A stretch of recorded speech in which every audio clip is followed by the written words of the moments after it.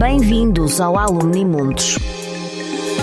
Na série O Porto Empreendedores, vamos conhecer os desafios do empreendedorismo na primeira pessoa. São alumni da Universidade do Porto que partilham connosco as suas histórias e experiências na criação dos seus próprios negócios. Hoje, no Alumni Mundos, temos connosco José Manuel Freitas, aluno da licenciatura em Arquitetura, curso que concluiu em 1995 na Faculdade de Arquitetura da Universidade do Porto. Desde 1995 que é arquiteto em regime liberal, independente ou em parceria com outros arquitetos. Em 1997 começou a trabalhar na Câmara Municipal de Valongo, no Departamento de Planeamento e Gestão Urbanística, onde esteve até 2015. Entre 2015 e 2018 trabalhou na área metropolitana do Porto, na divisão de Planeamento e Gestão da Mobilidade, e em 2018 voltou à Câmara Municipal de Valongo para trabalhar na divisão do Planeamento Urbano, onde esteve até este ano. Decidiu, entretanto, ser arquiteto e consultor em Planeamento e Urbanismo em exclusividade. Olá, José, bem-vindo ao Alumni Mundos. Obrigado, Joana. Olá, boa tarde. Boa tarde. Boa tarde a todos que nos estiverem a ouvir também. Muito obrigada. José, vamos começar em primeiro pela arquitetura. Porquê a arquitetura? Ora bem, a história da arquitetura começa no 9º ano, em que fui para artes e o que gostava mais efetivamente no curso de artes, além da parte artística, era desenhar edifícios. Comecei-me a interessar bastante aí nesse momento pela parte do que seria a arquitetura mais tarde, que ainda não tinha bem noção do que era nessa época. Por motivos, vicissitudes da vida, não foi possível seguir o 10º, 12º e 12º pela área artística. Não havia orçamento, digamos, e fui fazer um curso técnico profissional. Eu sou técnico profissional de eletrónica, dos poucos formados pelo Estado português. Depois de fazer o 12º, não entrei na faculdade porque não tinha notas suficientes, fiz melhorias de notas e enquanto fiz melhorias de notas aproveitei para fazer mais uns cursos, nomeadamente um curso de controle de qualidade, um dos primeiros que o ISEP prestou, com excelentes professores, ou seja, tive um percurso assim um bocadinho variado. Entretanto, com as melhorias de notas já consegui entrar em arquitetura sem problema nenhum e fiz o curso. Foi muito interessante porque cheguei ao curso sem ter noção nenhuma de que era arquitetura ou arte. Não tinha tido desenho. Além do gosto pelo desenho, não havia assim mais nenhuma base técnica, exatamente, não é? Nunca tinha aprendido a desenhar como um profissional. Gostava na altura e gosto ainda hoje, mas tive de aprender tudo do zero. O que, no meu ponto de vista, foi muito bom. Permitiu-me crescer de um modo sem influências de outros pontos de vista. Cada um tem o seu percurso, claro. Para mim isto foi bastante importante e permitiu-me depois concluir o curso já em 95 com uma ideia diferente do que seria trabalhar. Há aqui um parênteses que tenho de fazer, que é eu quando fui para a arquitetura não fui para a gestão. Para explicar isto, o meu pai tinha uma empresa, aliás, várias empresas ligadas à pesca, e eu sempre trabalhei com o meu pai, desde os 14 anos até aos 20 e poucos, já estava na faculdade, ainda continuava a apoiá-lo e a ajudá-lo a trabalhar na empresa. Ou seja, eu estou habituado a trabalhar em dois sítios ao mesmo tempo desde novo. E o meu pai pôs uma questão, se eu queria continuar com a empresa dele ou se queria fazer outra coisa. E se eu quero ir para a arquitetura, não quero ir para a gestão, porque já tinha percebido que não era a minha área, não é uma coisa que eu gosto, no sentido puro e duro da empresa, gerir a empresa, pronto. Mas, no entanto, já me deu também alguma, digamos, um background, uma formação pequena em gestão, que me levou depois a outras aventuras a seguir a terminar o curso. Pois, exatamente, e agora vamos começar a falar depois de terminar o curso, não é? O José trabalha desde sempre como arquiteto independente, mas também tinhas, até este ano, outras entidades para as quais trabalhavas a tempo inteiro. Como é que tu conciliavas estes dois trabalhos, estas duas carreiras? Embora se calhar também já foi importante esse teu trabalho antes com o teu pai, não é? Para te ajudar. Exatamente. Já havia um bocado preparado para fazer várias coisas ao mesmo tempo e gerir horários e até era mais divertido assim.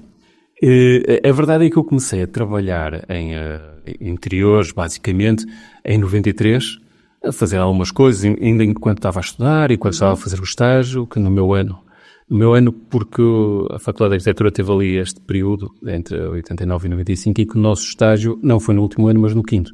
Então proporcionou-se que eu também pudesse fazer algumas coisas pequenas, mas que me foram dando experiência de trabalho. E quando acabei o curso, queria trabalhar sozinho e com o meu gabinete. Aliás, a história começa por aí. Eu montei efetivamente um gabinete, um escritório que o meu pai tinha, que disponibilizou para eu montar lá o meu gabinete. Só que coincidiu com uma época em que a arquitetura e a construção estava ali com muitos problemas, que levou à crise de 98, certo, que foi grande. Já naquela altura, 95, 96, estava um bocadinho difícil. E surgiu mais estagnado, não é? Estava estagnado, não havia, como continuar a não haver muito, mas na altura não havia respeito nenhum pelo trabalho dos arquitetos, verdade seja dita. E além do meu gabinete, comecei a trabalhar noutros gabinetes, na mesma já com esta dualidade, digamos, porque trabalhava durante grande parte das horas do dia num sítio e depois algumas horas ao fim do dia, à noite, para mim. Surgiu a oportunidade de entrar na Câmara, portanto, foi um concurso, perguntaram-me se estava interessado, e o engraçado é que eu quando disse que sim, mas por 5 ou 10 anos no máximo, saí de lá 25 anos depois, mas pronto, acontece. Mas sempre tive visto que foi conciliar o trabalho na Câmara e depois na área metropolitana com o trabalho fora. Como o trabalho na Câmara termina às 5h30, sim, permitia-me ter ali até a hora de jantar e depois à noite, depois de jantar, ainda algumas horas de trabalho, que era suficiente para levar os trabalhos que tinha fora da Câmara, que não eram assim tantos que Sim, ia gerindo também, não é? Mesmo a quantidade de trabalho que tinhas, não é? Exatamente, exato. Como é que tu te defines como arquiteto, José? És aquele arquiteto que gosta das casas e de desenhar os interiores e da habitação, não é? Ou aquele que gosta de desenhar pontes e obras grandes? Eu não sei se podemos definir os arquitetos assim desse jeito. Podemos. Até há outras definições que não são tão simpáticas. E há os arquitetos que andam de preto e os que não andam de preto. Mas pronto, isso tem a ver com o feitio das pessoas e com a personalidade. Efetivamente, eu gosto de desenhar tudo. Já desenhei desde o detalhe de joias do brinco, que é uma coisa pequenininha, até regiões. Já fiz um plano regional. Certo. Ou seja, as escalas são diferentes e para dizer a verdade, eu preciso disso. Eu só estou bem se estiver a trabalhar nas diferentes escalas ao mesmo tempo. Porque estar reduzido, para mim, pessoalmente, estar reduzido a um aspecto da profissão é redutor. Há pessoas que gostam disso e que se dão bem em estar só numa área. Eu prefiro ter esta abrangência de trabalho porque acho que, no meu ponto de vista, a arquitetura é algo muito transversal. O que é que tu fazes mais, José? Neste momento, por exemplo, o que é que tu tens em mãos? Neste momento estou com casas, remodelações de edifícios, interiores, apartamentos e alguns planos. Porque é que eu estava a falar esta questão da escala? Porque a escala também tem a ver com o tempo de realização. Certo. Enquanto um brinco a gente demora uma semana a estar a executá-lo e em 2 semanas se calhar está feito, um plano pode demorar 20 anos e ainda não está feito, nem tem eficácia e já foi revisto não sei quantas vezes e não se vê resultados. Eu, quando refleti sobre isso aqui há uns anos, achei que o que eu precisava era de ver resultados. Não só ter, mas ver os resultados concluídos. Por isso é que eu estou a dizer, estou com alguns planos que estão a decorrer e onde... Mas então gostas mais de coisas que se possam ver o resultado assim mais rapidamente? Também gosto dos planos, porque se vê o resultado, só que demora mais tempo. Não tenho a paciência para estar à espera de 20 anos para ver o resultado. Preciso das duas coisas. Porque depois há também a questão... uma das minhas preocupações enquanto arquiteto, e isso define-me muito como profissional, eu não estou preocupado com a imagem. Nunca foi uma preocupação minha a imagem da obra, a fotografia que sai na revista, nunca me preocupei com isso. A minha preocupação é o impacto que tem nas pessoas. Quer seja a mais pequena das obras, quer seja o plano, que é o que é que isso traz para as pessoas. A questão pessoal, quando são coisas pequeninas, a questão social, quando são coisas grandes. Qual é o perfil do teu cliente? Quem é que te procura normalmente? Tens toda essa versatilidade, não é? O meu cliente, desde sempre, foi alguém que me procura porque alguém lhe disse que o meu trabalho era específico ou que tinha alguma coisa a ver O resultado disto é que praticamente todos os meus clientes ficaram amigos. Tirando um ou outro, continuamos conhecidos, mas os outros ficam amigos, ou seja, há ali algum reconhecimento do envolvimento, que é grande, porque como eu costumo dizer, para mim a arquitetura não é o projeto, a arquitetura é a obra concluída com as pessoas lá dentro, felizes. E depois posso contar uma história engraçada sobre isso. E nesse sentido, acho que isso me define muito no trabalho. Ok, vais acompanhando tudo, não é? Não é aquele arquiteto que entrega e depois vai embora. Acima de tudo, há uma expressão de um amigo que, quando esteve eu fiz algumas casas para mim, e quando ele esteve na minha terceira casa, ele virou-se para mim e disse-me: gosto muito das tuas obras, as tuas casas têm sempre uma coisa que é uma alma. E isso foi uma coisa que me marcou bastante, porque é verdade, é o que eu procuro, é que as pessoas cheguem a uma obra minha e digam: há alguma coisa aqui dentro para além da imagem. A imagem é fácil. Então hoje com as inteligências artificiais já também é mais fácil. Pois, é mais fácil, sim. Tem facilitado. Mas ias contar uma história engraçada? Podemos falar já sobre a história engraçada?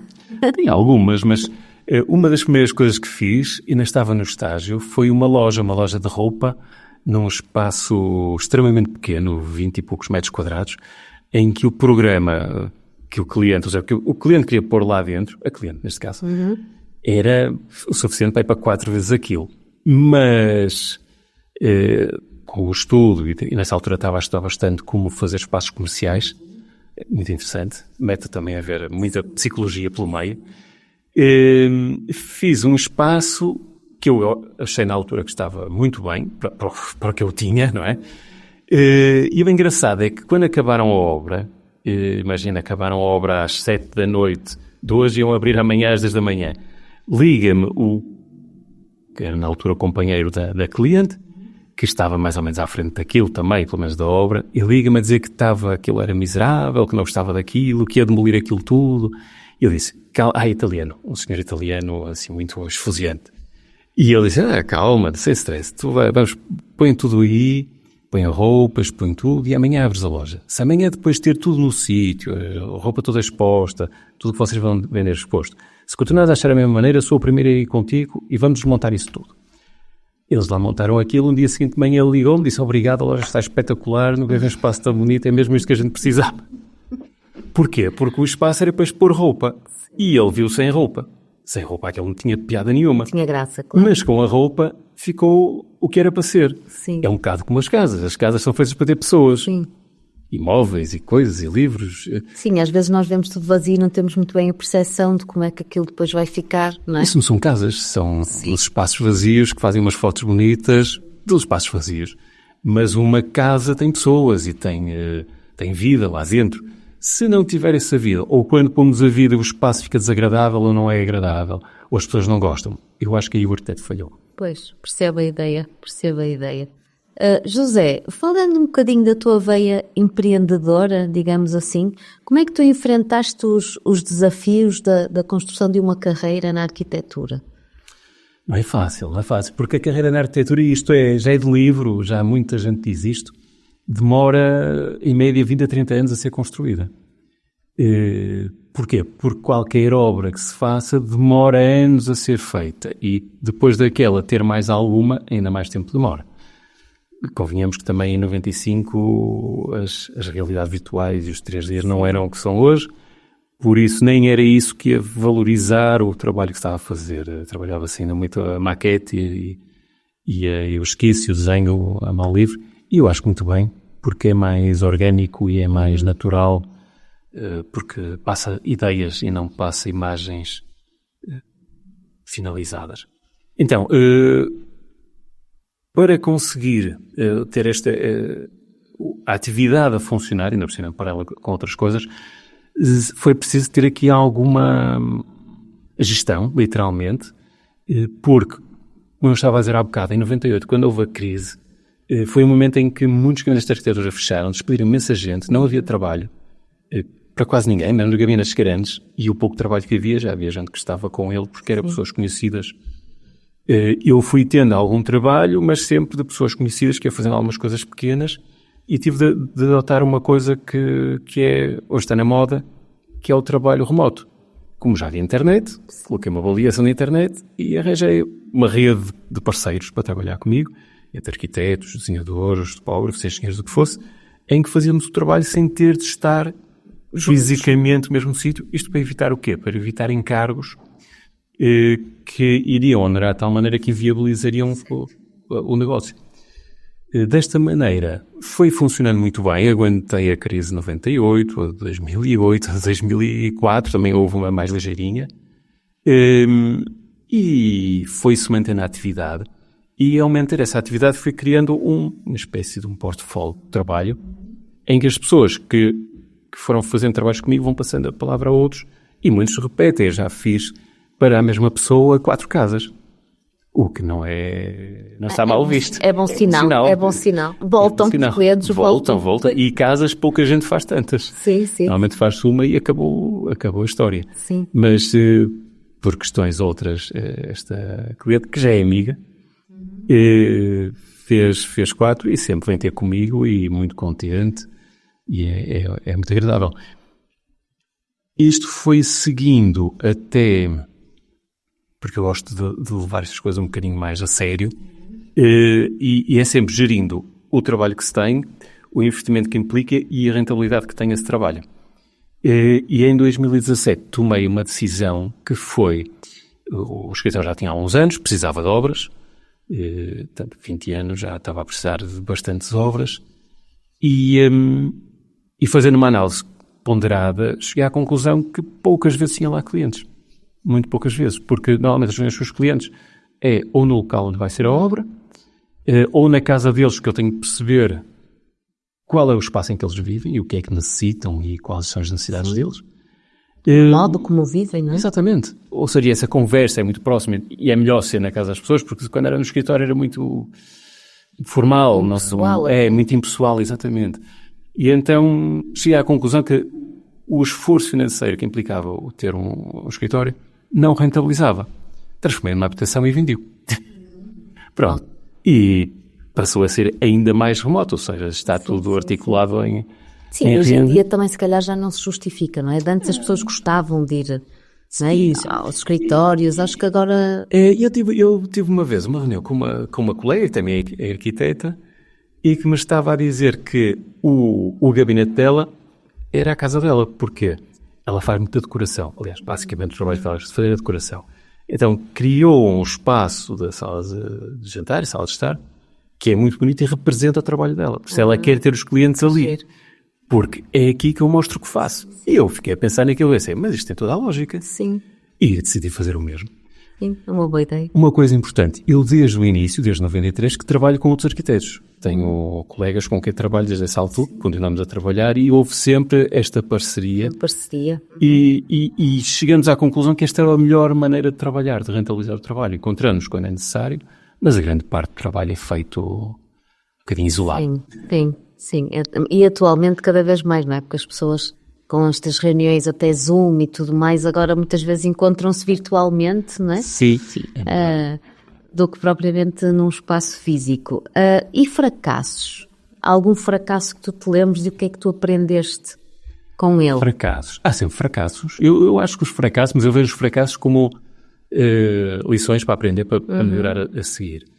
O único que tive, que não posso fazer nada sobre isso, vamos falar aqui de uma coisa que se quiserem depois podem evitar, que é a circunvalação.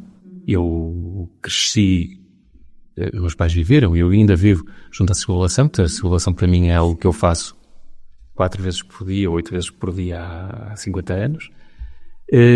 Conheço aquilo de trás para a frente e quando estive na área metropolitana estive a coordenar a parte técnica do projeto de remodelação da circunvalação. O último que se fez, já se tinham feito mais 2 antes daquele.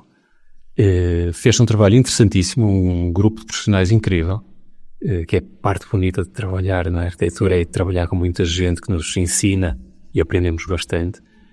Fez um trabalho interessantíssimo, consegui que aquilo fosse aprovado pelos 4 presidentes das câmaras envolvidos, foi apresentado publicamente e depois não fizeram nada. E depois estive noutro projeto europeu para decidir como é que se pode implementar aquele projeto que fizemos, ninguém fez nada. fizemos um manual de como implementar isto sem gastar dinheiro, sem chatear ninguém, sem incomodar as pessoas, de uma maneira em que toda a gente vai ficar feliz com a intervenção, que toda a gente ficava de qualquer maneira, mas também não foi para a frente. Mas se forem ali à zona de Ariosa, São Roque, vêem lá algumas intervenções que foi resultado do trabalho. Pode ser que um dia ainda vá, não é? Estás a ver se fica na gaveta há uns anos e depois... Aqui há outras questões Ok. que nos ultrapassam de todos, infelizmente, porque depois quem anda ali todos os dias é quem sofre com a situação. É verdade. Tu há bocadinho falaste de um aspecto interessante que é todo este trabalho orgânico que um arquiteto fazia, que hoje em dia tem sido, até não digo ultrapassado ou substituído, porque acho que isso não é possível, mas já há tecnologias, não é, que ajudam agora a facilitar um bocadinho o trabalho de um arquiteto. Estas tendências emergentes, sei lá, as novas tecnologias, a inteligência artificial, vão ter um impacto significativo no setor. O que é que tu achas? Ou já tem? Ora bem, temos de começar aí por um bocadinho mais atrás. Como eu disse, sou um técnico de eletrónica. Uma das coisas que aprendi foi fazer programação numa altura em que se podia aprender a fazer muita coisa e a perceber qual era o potencial disto tudo. Disto tudo no sentido do digital aplicado na arquitetura. O potencial é tremendo, existe há muito tempo, o que faltava era meios, digamos, equipamentos. O que chamam hoje em dia de inteligência artificial não é mais do que motores de pesquisa muito elaborados, muito potentes e muito rápidos, que sabendo utilizá-los é uma ferramenta essencial, tremenda, como quando apareceram os primeiros programas de desenho de CAD assistidos por computador, que é uma maravilha, porque precisamos estar a desenhar tudo à mão. Eu ainda aprendi a desenhar à mão, ainda fiz alguns projetos à mão, era giro, mas com o CAD torna-se mais rápido. Sim, poupas tempo, não é? Poupa-se tempo, há coisas que se podem fazer de uma maneira mais... Tudo que é repetitivo faz de uma maneira mais simples. Tem uma parte que temos de ter cuidado, que é para não perder a personalidade e a orgânica, porque podemos cair na facilidade de fazer só o que a ferramenta permite, que é o grande problema destas ferramentas digitais, que é, há coisas que nós fazemos à mão que são mais fáceis e coisas que são difíceis, essas mesmas coisas são muito difíceis de fazer num CAD ou num sistema qualquer do género. E o que acontece é que tendemos a evitá-las, porque são difíceis de fazer ou porque até o próprio programa não permite. A inteligência artificial vai um bocadinho aplicar à arquitetura, vai um bocadinho nesse sentido, facilita muitas coisas, por exemplo, os renderings do 3D ou a imagem do projeto, cada vez vai ser mais fácil. Já poderia ter sido mais fácil e existiam mecanismos para isso, existiam os programas, mas eram lentos. Sim. Quando falávamos, por exemplo, de ter literalmente 3 dias inteiros um computador a processar uma imagem, enquanto agora se calhar demora 3 minutos a ser processada. Ou seja, é um bocadinho a tecnologia que evoluiu também. Exatamente. Agora, essa tecnologia só é válida se nós a soubermos utilizar. Claro. Não adianta ter uma excelente tecnologia se não sabemos utilizá-la. Os arquitetos têm muito a aprender para utilizar a tecnologia. A tecnologia não vai substituir os arquitetos, porque a tecnologia, como é um motor de busca, como simplesmente vai buscar o que já existe e faz uma súmula face a apreciações e opiniões de N pessoas, não vai criar novidade. Vai criar, se calhar para alguns arquitetos que copiavam o que existia. Sim, isto até é uma maravilha porque copia sem eles chatearem. E se calhar falta aquela alma, não é?